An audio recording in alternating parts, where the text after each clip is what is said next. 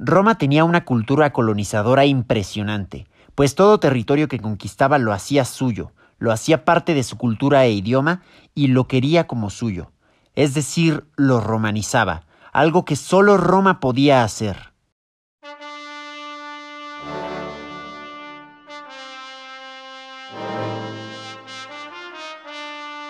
En el siglo III a.C., la península ibérica forma ya parte de Roma.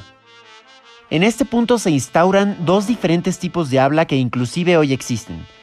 Aunque hablemos todos el mismo idioma dentro del español, es muy distinto el idioma que habla una persona de ciudad, quizá con estudios universitarios, del idioma que habla un agrícola que se dedica a la labor del campo. Ninguno es mejor ni peor, tan solo es distinto, pues utilizan un vocabulario muy diferente. Y sin embargo, estas dos personas, teniendo esa expresión y ese vocabulario tan diferente, puedes juntarlas y se entenderán perfectamente. Esa es la gran maravilla de un idioma común, porque hay bases gramaticales y vocablos básicos que todos dominamos. Esto mismo pasaba en el Imperio Romano. El latín que se hablaba en Italia se entendía perfectamente con el que se hablaba en la Galia, hoy Francia, y este a la vez se entendía perfectamente con el que se hablaba en España, porque tenían una misma base. Aún así había dos tipos de habla, el sermo urbanus y el sermo rusticus. El sermo urbanus era el latín clásico, aquel que vemos escrito en los libros y en inscripciones de los edificios. Este es el latín que normalmente estudiamos, un idioma con declinaciones, con sintaxis interrelacionadas, todo encaja perfectamente. Este era tanto hablado como escrito, pues lo usaba la gente de ciudad que tenía cultura. En Roma había escuelas públicas que fueron la base de la unificación en la cultura y el idioma que era requerido para llevar toda la administración de un imperio. Por otro lado, las escuelas no llegaban a todas partes y a este latín que hablaba la gente del campo y sin una educación formal, se le llamó latín vulgar, que no era escrito pues no sabían escribir, solo era hablado. Se usaban menos declinaciones y además se mezclaba con otras lenguas regionales que existían antes de que llegara a Roma. Sin embargo, Roma logró que hubiera una unidad idiomática en donde hablantes de latín clásico y hablantes de latín vulgar se podían comunicar con toda naturalidad y entendimiento. Cuando entran los visigodos y las tribus bárbaras en la península ibérica en el siglo V, el latín clásico se va perdiendo y el latín vulgar gana más énfasis. Lo que era más complejo tiende a simplificarse, mientras que lo que ya era simple prevalece. Por lo tanto, las lenguas romances que hoy conocemos no nacieron de la madre culta que era el latín clásico, sino de la humilde pero activa y sobre todo realista que iba adaptando la lengua a las necesidades reales de cada día, que era el latín vulgar. En el siglo V, el latín hablado empieza a mutar por la falta de comunicación y la falta de estructura unificadora que era la escuela, y empiezan a aparecer formas diferentes en Italia, en España, en Francia, etc., e inclusive formas aún más diferentes dentro de Italia, dentro de España y dentro de Francia. Estas han dado origen a las lenguas romances posteriores. En este siglo empieza a haber mucha invasión y mucha migración de los visigodos y otras tribus bárbaras. Estos invasores abandonan su lengua porque encuentran que el latín y la unidad del idioma que tenía la gente donde ellos iban les servían más para comunicarse con ellos. Además tenía mucha más capacidad cultural que las lenguas que ellos traían, así que rápidamente se adaptan. En este siglo el latín clásico escrito permanece, aunque en ámbitos reducidos y sobre todo ligados a la iglesia, que para este punto ya había alcanzado bastante aceptación entre los romanos. Sin embargo, de la pulcritud y conexión espectacular del latín clásico, se empieza a escribir de un modo menos sofisticado que llamamos bajo latín, y que es la lengua en la que se escribió durante toda la Edad Media, y que fue el vehículo de enseñanza en todas las universidades que se fueron creando en Europa.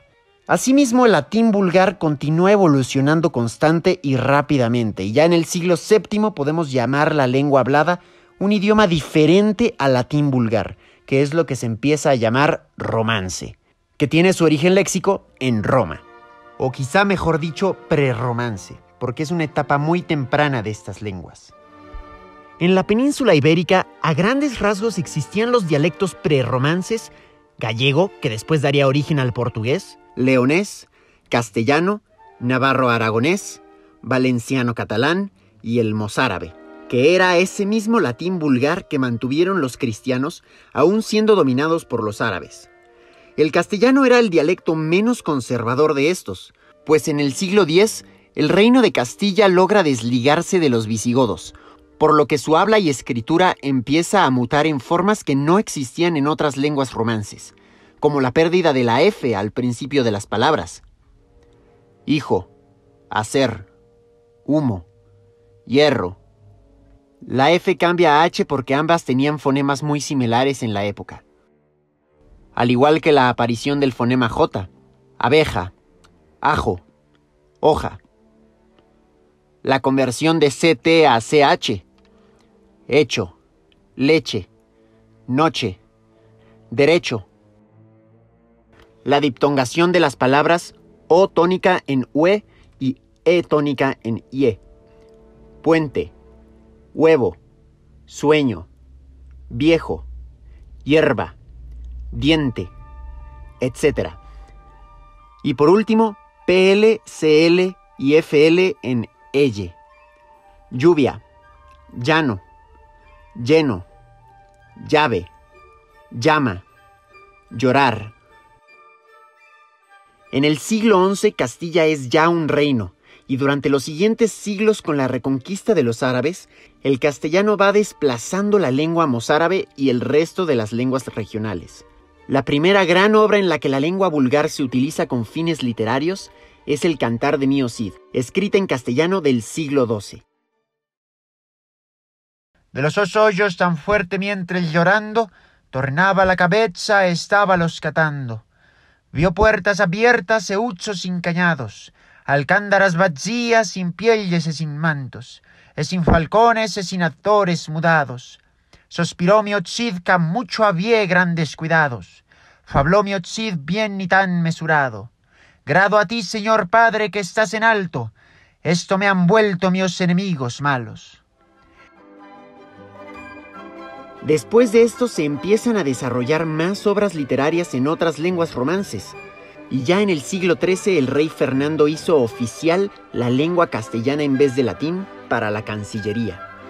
Para el siglo XV el idioma castellano se consolida con la publicación de la Gramática Castellana en 1492, escrita por Antonio de Nebrija, el primer libro impreso que se centra en el estudio de las reglas de una lengua romance. 1492 es un año importantísimo para la historia de España, puesto que en este año se publica la gramática, se echa por fin a los árabes de la península después de casi 800 años, y además, en este mismo año, se descubre América, evento que para muchos marca el fin de la Edad Media y el principio de la Edad Moderna. Si te gustó el video, dale like y suscríbete para apoyar al canal, que quiero aprovechar para decirles que estos días ha crecido bastante. Y también déjame en los comentarios qué más te gustaría ver en este canal este año. Chao.